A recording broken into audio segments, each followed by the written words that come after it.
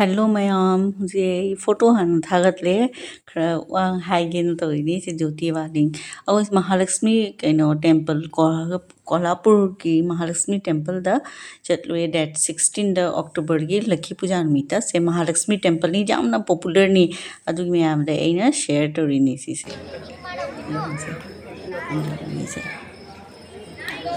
ꯌꯥꯝ ꯅꯨꯡꯉꯥꯏꯕꯅꯤ ꯌꯦꯡꯕ ꯑꯗꯨꯝ ꯂꯥꯁ ꯌꯔꯁꯨ ꯑꯩ ꯆꯠꯂꯨꯏꯌꯦꯕ ꯂꯥꯁ ꯌꯔꯗ ꯆꯠꯂꯨꯕꯗꯣ ꯃꯅꯥꯛꯀꯤꯗꯣ ꯈꯔ ꯁꯨꯝ ꯃꯅꯥꯛꯇ ꯂꯩꯕ ꯚꯤꯗꯤꯑꯣꯕꯨꯗꯤ ꯈꯔ ꯇꯧꯔꯤ ꯂꯥꯁ ꯌꯔꯒꯤ ꯚꯤꯗꯤꯑꯣ ꯌꯦꯡꯕ ꯃꯤ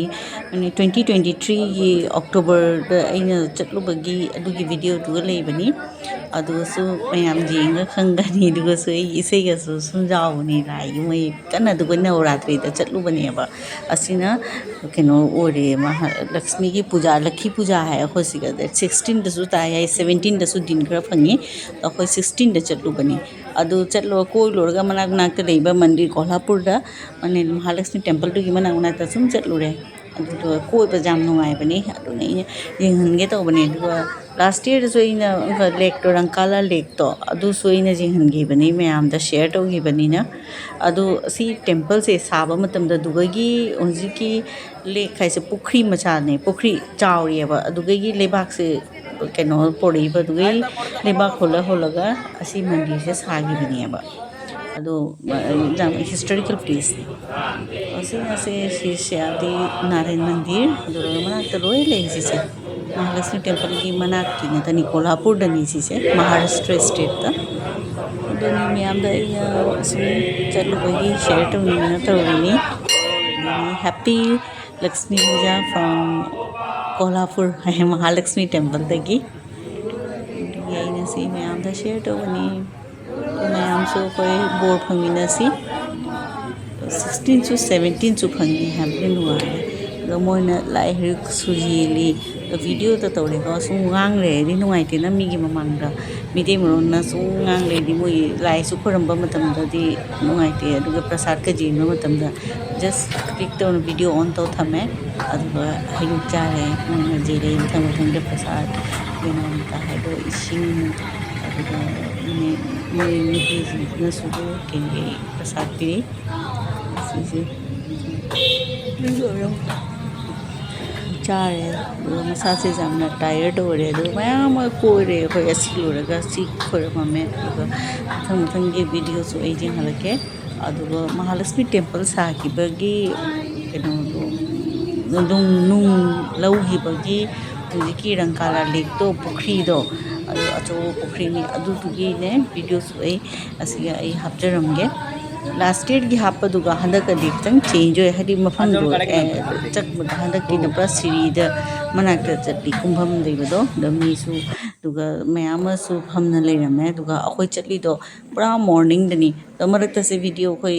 कोरुबगी मते मजारे विदिन केनो दम ने पुणे कोल्हापुर की एरिया दम लेबने इन वीडियो दो मिक्स तोरे तो अदुना मयाम share तोरिंगिनी अदुगे तौरीनी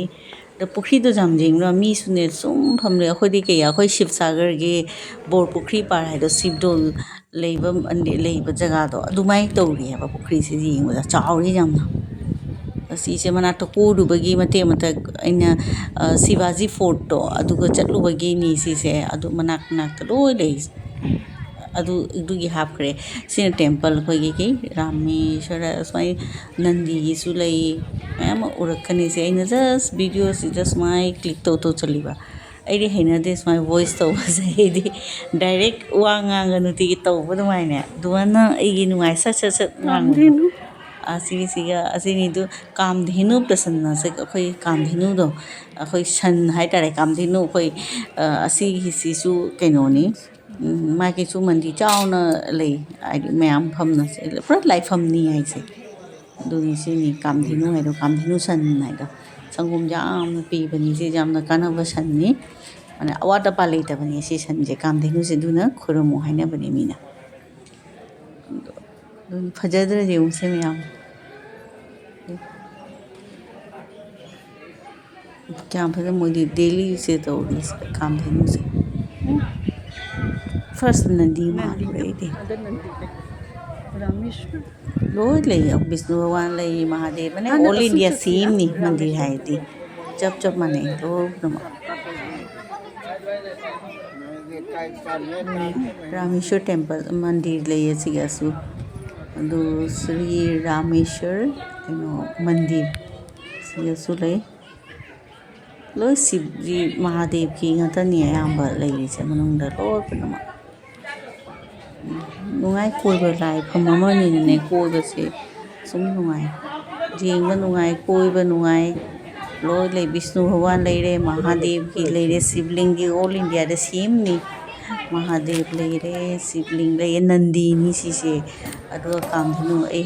adu sin Sri Nandi Vasveshwar Prasanna Nandi hai das Mahadev ki mang de le ba anghak san hai Nandi ni ma ki security ni rakhwala security ni ado asum leibani asina temple ki manakta manung entrance to ni si se khuramaga changiba doni se ngai mogi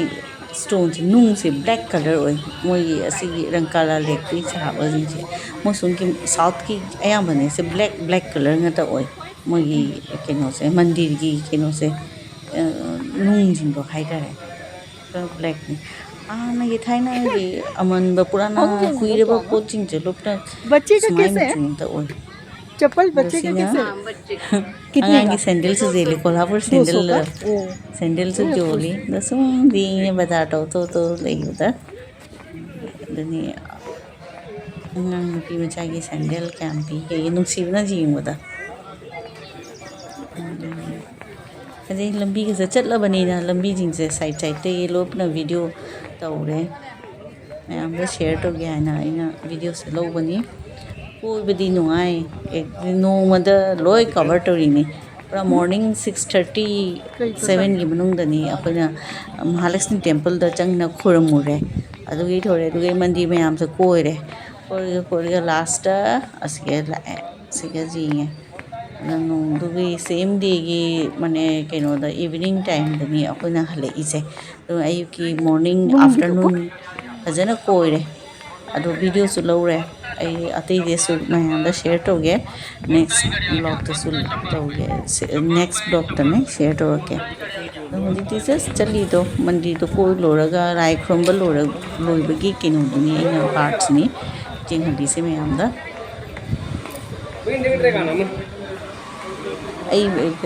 कनो Mahalakshmi temple लेने लखी पूजा नुमित पीरके खलम्बनी को अदो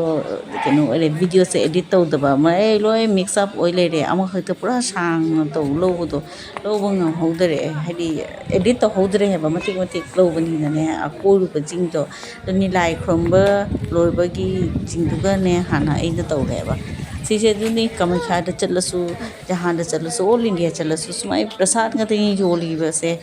एक चप माने अखोई सोनगीसु लाइफम हाइदो leak सुमाय जोले लाइगी प्रसाद जोले photo frame जोले अदुनी से जी से किलोना खुजी नाचो कोदा करी सिगुम आंगांगी सना पोसु जावरी दुगा प्रसाद सु मी लेना जु परे औरकने अदो सिगुम सिंगसिसु लोई जोली सिनी सुम बाजार हाइटारे सिगा पीदे सनापोट के सुसु लोई जावरी से अंगांग नुआइना बगी हाइटारे कामाख्या दस तौरसे ऑलमोस्ट सेम नि ये जीव से लाइफम चप खुदिंगे ने असिउ मदद फंगई बाजार बिजनेस ने बसी से हैरुक सुसु बिजनेस ने बिजनेस है जादे हैरुक लई युबी सिगुंबसिदी मथौ ताइना मनाक्ते लेइरेगा केनो तोबा बिजनेस ति फजा ओरमनी से मी महालक्ष्मी टेम्पल से मी आम मी लाइदो मैक्सिमम मी लाई साउथ की नॉर्थ साइड अखोई चली सिनी है चटिंग गमी चटली महालक्ष्मी टेम्पल है कोल्हापुर जाम पॉपुलर जाम फेमस इंडिया की टेम्पल अमनी महालक्ष्मी अखोई फिल्म एक्ट्रेस हिंदी की पद्मिनी कोल्हापुरी गाइदो असी मफम की कोल्हापुरी मैं टाइटल की कोल्हापुरी जगह से कनो से लौरगा माई मम्मी तो थोंगे टाइटल कोई नुआरे सुम चले फ्रूट कनो प्रसाद मैम ड्राई फ्रूट्स न मोई जोली असी फई अथाप चपने ड्राई फ्रूट्स से पूबना फई प्रसाद होना photo frame thế gì đó coi bài đó lại không chỉ là tụi sugar cane juice này em sẽ chỉ hình mũi chỉ hình cái này sẽ số hảo đi thì sẽ phải xuống cái mình lối thì vô gì thì cái nó lebu khang de ki home chu akoi notice ki fourth na taste hoye ba chu sa ka se asi ni se mayam ai hai ba do asi si pukri hai da lek to sin ngai bni jing ba side ta mi ata onji kadang cái nó ở đây morning cái time này gì sẽ gì chứ gì mà ngoài chào mình gì đó sẽ ở đó mi lạc vào cái gì cũng nó mặc xuống ấy cái visit đâu vậy bà cái anh cầm memory rồi này xuống đây hồi này nó cái ngoài cái gì xí mà không chạy photo xuống lắm mẹ tôi nhớ là photo xuống xí video cái just memory rồi nó begin nè cái nó tôi khởi vậy nè share to harabani haurakpada video se start to paga dum photos ga hana thagat bani diga ina hase wangang ni thoni mi hamda wari se hai hazabani ma phamse na morning walking to na duga pham mi de exercise su to nei evening de su mi siga tilli exercise to re koi pham nongai ba ma pham ni si se jing pham koi pham me ma lai se siga siniri se Dia se mayam khajatra jo adu gaina Kolhapur chalu bagi se ina share to ningna mayam daina si se torak pani nungai bani pui se hi se mi jo chi mana ta song ka macha Mahadev temple le ba man ade koi Mahadev si jaha da sum lambi yo kai yo sum phang bani na asi lake si manak ta su Mahadev mandir ma le children ki park ma su le bani amanu onda side ta chum na jakharaga si only lake to ni sing jing je jing na bagi nuai bagi si ta ni ina share to ni mayam